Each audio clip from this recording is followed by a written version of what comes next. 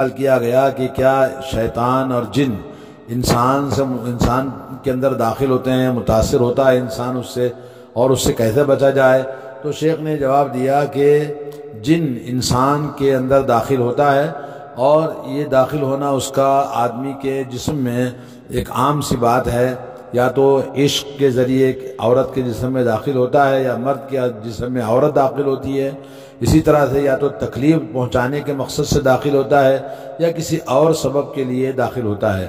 اس کی دلیل قرآن مجید کے اندر موجود ہے، الذین یأکلون الربا لا یقومون الا کما یقوم الذی یتخبطہ الشیطان من المس، یعنی جو لوگ سود کا مال کھاتے ہیں وہ اس طرح سے کھڑے ہو نہیں پائیں گے قیامت کے دن جیسے کوئی آدمی جس کے اندر جن داخل ہو گیا ہے، تو جیسے وہ حواس باختہ رہتا ہے، ہوش میں نہیں رہتا ہے، ویسے ہی جو لوگ بیاج سود کھاتے ہیں ویسے ان کی حالت ہوگی قیامت کے دن۔ جیسا کہ آپ جانتے ہیں کہ کچھ لوگوں کے جسم میں جن داخل ہو کر بات کرتا ہے اور بولتا ہے، اور کبھی وہ اپنی آواز میں، کبھی اس انسان کی آواز میں، اور کبھی جب اس پر پڑھا جاتا ہے قرآن کی آیتیں یا کوئی بھی چیز تلاوت کی جاتی ہے تو اس کے اندر آ کر بات کرتا ہے۔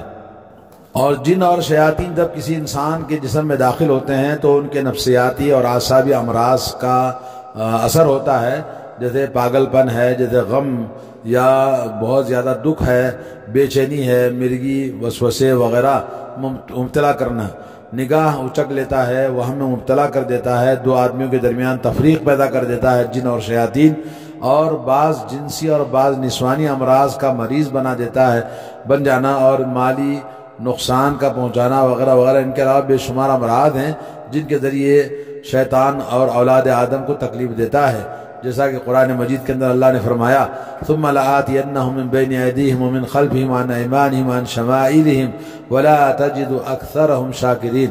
شیطان نے کہا کہ میں تیرے بندوں کے پاس آؤں گا، ان کے سامنے سے اٹیک کروں گا، حملہ کروں گا، ان کے پیچھے سے حملہ کروں گا، ان کے دائیں سے حملہ کروں گا، ان کے بائیں سے حملہ کروں گا، اور اللہ سے کہا کہ تو اکثر اپنے بندوں کو شکر گزار نہیں پائے گا۔ سورۃ الاعراف آیت نمبر 17۔ تو شیطان انسان کے جسم میں، جن انسان کے جسم میں داخل ہو کر ایک تو تکلیف پہنچاتا ہے اور دوسرا باہر سے بھی اس کو تکلیف پہنچاتا ہے، دونوں قسم کے اس میں چیزیں موجود ہیں۔ جنات کا انسانی بدن میں داخل ہونا، یہ بات دلائل سے ثابت ہے کہ انسان کے جسم میں داخل ہوتا ہے، جس کو صرع کہتے ہیں عربی میں، آسیب لگنا اور جادو لگنا، یا اس کے آسیب زدہ المسروع، جو پچھاڑا ہوا کہتے ہیں، جس کو انسان کے اندر داخل ہو جاتا ہے تو انسان مسروع کہلاتا ہے۔ سورہ بقرہ آیت نمبر 275 میں جو بات اوپر آیت بتائی گئی، جو لوگ سود کھاتے ہیں وہ نہ کھڑے ہوں گے مگر اس طرح جس طرح وہ کھڑا ہوتا ہے، جسے شیطان چھو کر خبتی بنا دیا ہو، یعنی حواس باختہ یا خبط الحواس کہتے ہیں، وہ اس طرح سے جن داخل ہونے کے بعد میں انسان بن جاتا ہے۔ حضرت ابن عباس رضی اللہ تعالیٰ عنہ فرماتے ہیں کہ سود خور کو روز قیامت اس مجنون کی طرح اٹھایا جائے گا جس کا گلا گھٹتا جا رہا ہے، جس کو شیطان چھو لیتا ہے، جس کے اندر شیطان داخل ہوتا ہے۔ ابن ابی حاتم کی روایت ہے۔ عوف بن مالک، سعید بن جبیر، حضرت سدی، ربیع بن انس، قتادہ اور مقاتل بن حیان سے اسی طرح مروی ہے۔ اور امام قرطبی فرماتے ہیں اس آیت میں لوگوں کے خلاف دلیل ہے جو جنات کو لگنے کا انکار کرتے ہیں اور کہتے ہیں کہ اس فعل کا تعلق طبیعت سے ہے۔ نیز شیطان انسان کے اندر نہ تو داخل ہو سکتا ہے اور نہ لگ سکتا ہے، جو کہتے ہیں غلط ہے۔ اللہ کا یہ حکم کے ذریعے انسان کے جسم میں داخل ہوتا ہے۔ حافظ ابن کثیر رحمۃ اللہ علیہ فرماتے ہیں کہ اس کا آیت کا مطلب یہ ہے کہ سود خور اس طرح کھڑے ہوں گے جس طرح وہ مریض کھڑا ہوتا ہے جسے شیطان لگا ہوا ہو، اسے خبتی بنا دیا ہو، یعنی وہ عجیب و غریب حالت میں کھڑا ہوتا ہے۔ اور اسی طرح سے امام طبری اس آیت کی تفسیر میں فرماتے ہیں کہ سود کھانے والے اس طرح حواس باختہ ہو کر اٹھیں گے جس طرح دنیا میں وہ شخص تھا جسے شیطان نے آسیب میں مبتلا کر کے جو مجنون بنا دیا تھا۔ امام آلوسی فرماتے ہیں جو لوگ سود کھاتے ہیں وہ اس طرح کھڑے ہوں گے جس طرح دنیا میں جن زدہ شخص کھڑا ہوتا ہے۔ المہم، اس سلسلے میں بہت سارے دلائل ہیں، اقوال ہیں علماء اکرام کے کہ شیطان انسان کے جسم میں داخل ہوتا ہے، اور علامہ ابن حزم نے کہا کہ اللہ کا قول کالذی یتخبطہ الشیطان من المس، یعنی مصروع میں شیطان کی تاثیر کا ذکر ہے، اور یہ چھونے سے ہوتا ہے اور انسان کے جسم میں شیطان داخل ہوتا ہے۔ اور احادیث کی روشنی میں اللہ کے نبی صلی اللہ علیہ وسلم سے جو چیز ثابت ہے، ان الشیطان یجری من بنی ابن آدم مجری الدم، صحیح بخاری 2175، شیطان ابن آدم میں اس طرح گردش کرتا ہے جس طرح خون انسان کے جسم میں گردش کرتا ہے۔ اس حدیث سے پتہ چلتا ہے کہ شیطان انسان کے خون میں گردش کرتا ہے اور خون بدن کے اندر رہتا ہے۔ اسی لیے ابن حجر حیثمی رحمۃ اللہ علیہ نے اس حدیث کے متعلق لکھتے ہیں کہ اس حدیث میں لوگوں کو رد ہے جو شیطان کہ انسانی بدن میں داخل ہونے کا انکار کرتے ہیں۔ علامہ نووی رحمۃ اللہ علیہ کہتے ہیں کہ قاضی وغیرہ نے کہا کہ یہ اپنے حقیقی معنوں پر محمول ہے۔ اللہ تعالیٰ نے شیطان کو قوت و طاقت دی ہے جس سے انسان کے اندر خون کے راستے سے داخل ہو سکتا ہے۔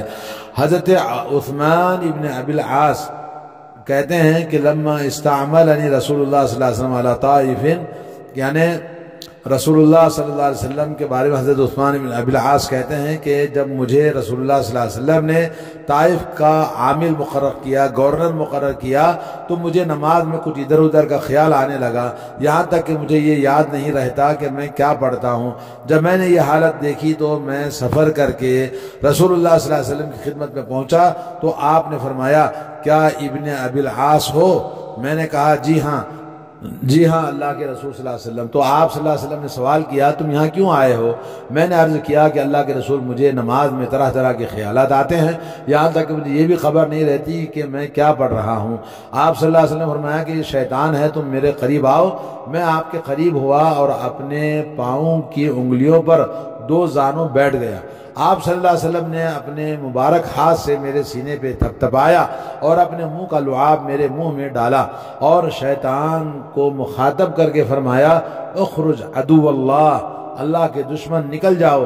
یہ عمل آپ نے 3 بار کیا۔ اس کے بعد مجھ سے فرمایا اپنے کام پر جاؤ۔ حضرت عثمان بن ابی العاص بیان کرتے ہیں کہ قسم ہے اللہ کی مجھے نہیں معلوم کہ پھر کبھی شیطان میرے قریب پھٹکا ہو۔ اس حدیث میں دلیل ہے صحابی رسول صلی اللہ علیہ وسلم کے بدن میں شیطان داخل ہو گیا تھا، اسی وجہ سے نبی علیہ السلام نے اسے شیطان کو اندر سے نکلنے کا حکم دیا۔ اگر شیطان اندر نہیں ہوتا تو نکلنے کا حکم دینا اور لغو اور بیکار ٹھہرتا، اور ہمارے نبی علیہ السلام نے بھی کبھی کوئی لغو بات نہیں کہی ہے۔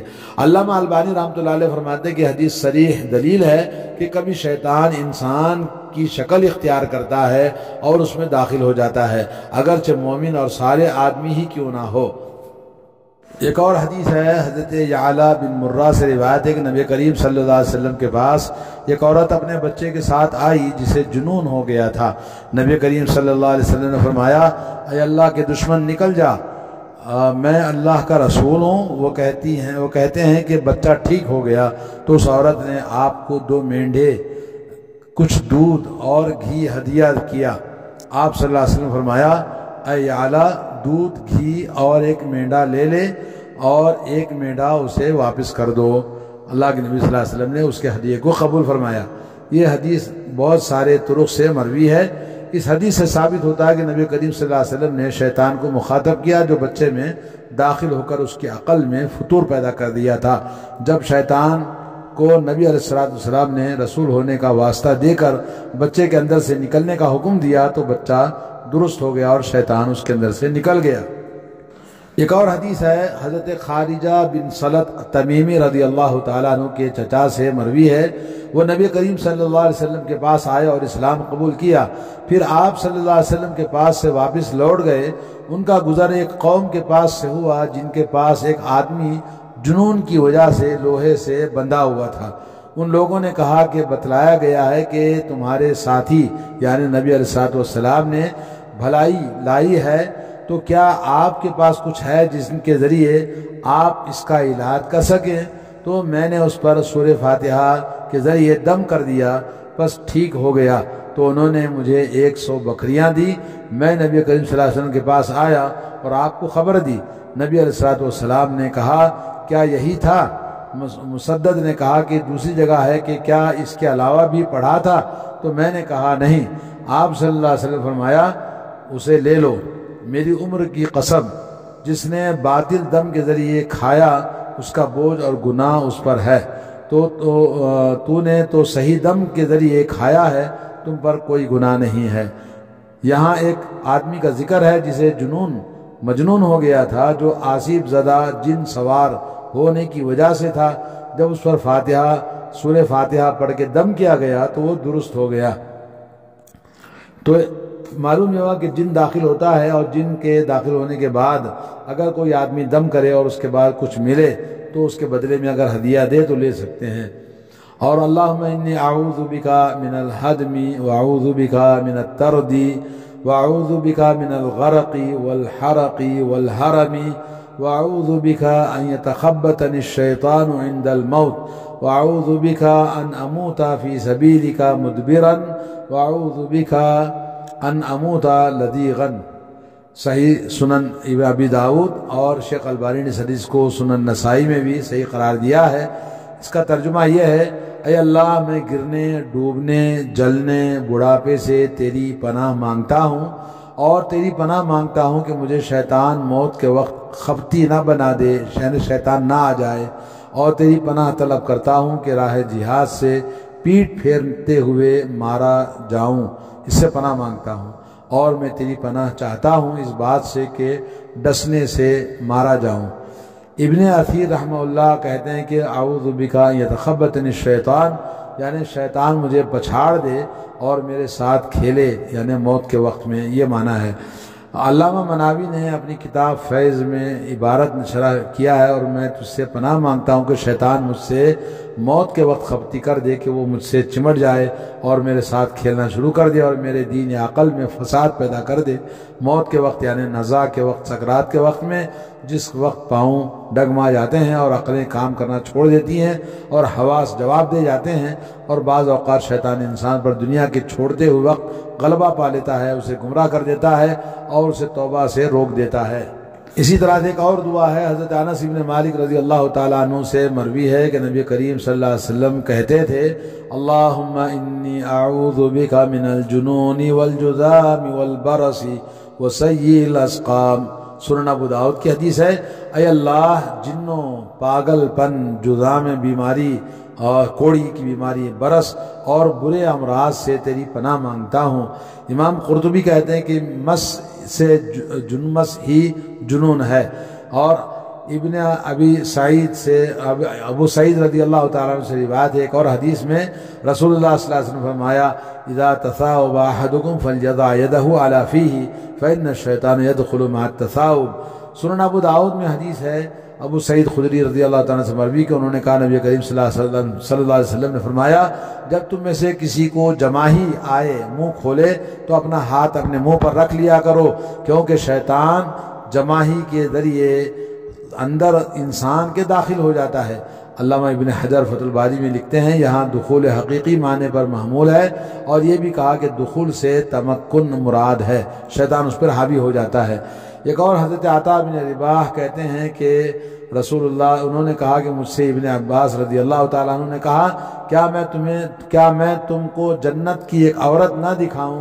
میں نے کہا کیوں نہیں؟ تو انہوں نے کہا، یہ کالی عورت نبی کریم صلی اللہ علیہ وسلم کے پاس آئی اور کہی کہ میں پچھاڑ دی جاتی ہوں، یعنی اس کو مرگی کی بیماری تھی، میں ننگی ہو جاتی ہوں، بس آپ میرے لیے دعا کریں اللہ سے کہ آپ دعا کر دیجئے۔ نبی علیہ السلام نے فرمایا، اگر تم صبر کرو گی تو تمہارے لیے جنت ہے، اگر تم چاہو تو میں اللہ سے دعا کر دوں تاکہ ٹھیک ہو جاؤ۔ اس عورت نے کہا کہ میں صبر کروں گی، کہی اور میں صبر کروں گی، یہ اس نے کہا، البتہ یہ کہا کہ میں ننگی ہو جاتی ہوں، میرے لیے اللہ سے دعا کیجئے تاکہ میں ننگی نہ ہو سکوں۔ تو نبی علیہ السلام نے اس کے لیے دعا فرمائی۔ اس حدیث میں سرا کا لفظ ہے جو آسیب کے لیے استعمال ہوتا ہے، یہ جو عام طور پر کسی کو سرا یعنی مرگی کی بیماری ہے تو اس میں بھی شیطان کار فرما ہوتا ہے۔ اور بعض روایت کہتی ہیں کہ خبیث سے ڈرتی ہوں، یعنی خبیث سراحت شیطان ملتی ہے، شیطان اس پر حاوی ہوتا ہے۔ اسی طرح سے علامہ ابن عبد البر رحمہ اللہ نے اسد الغابہ میں یہ بات، وہی عورت ہے جسے جن نے چھوا تھا۔ ابن قیم رحمۃ اللہ نے لکھا کہ یہ کالی عورت خبیث روح کی جانب سے پچھاڑ دی گئی تھی۔ اس حدیث میں عورت کے اندر جن داخل ہونے کا ثبوت موجود ہے۔ آخر میں اللہ تعالیٰ ہر کسی کو اس بلا سے محفوظ رکھے۔ آسیب کا علاج کرنا بھی اپنے سماج میں ایک پیشہ اختیار کر لیا ہے۔ اس پر اب بہت سارے عاملین جھاڑ پھونک کرنے والے، رقیہ پڑھنے والے لوگوں سے مال لوٹتے ہیں۔ کچھ اللہ کے نیک اور مخلص بندے بھی ہیں جو بغیر اجرت طے کیے کتاب و سنت کی روشنی میں جن اتارنے کا علاج کرتے ہیں۔ اسلاف کرام سے بھی اس قسم کے بے شمار صحیح واقعات کتابوں میں موجود ہیں۔ علامہ ابن قیم رحمۃ اللہ علیہ سے مروی ہے کہ شیخ الاسلام ابن تیمیہ کے متعلق لکھا ہے، وہ جن سے مخاطب ہوتے تھے اور اس کو نصیحت کرتے تھے اور ظلم کرنے سے اس کو منع کرتے تھے۔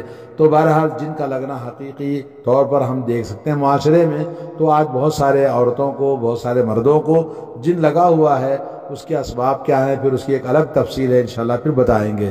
اللہ تعالیٰ سے دعا ہے کہ اللہ تعالیٰ ایسے لوگوں کو محفوظ رکھے جن کے پاس جن لگا ہوا ہے، اللہ ان کو شفاء کاملہ، شفاء عاجلہ عطا فرمائے۔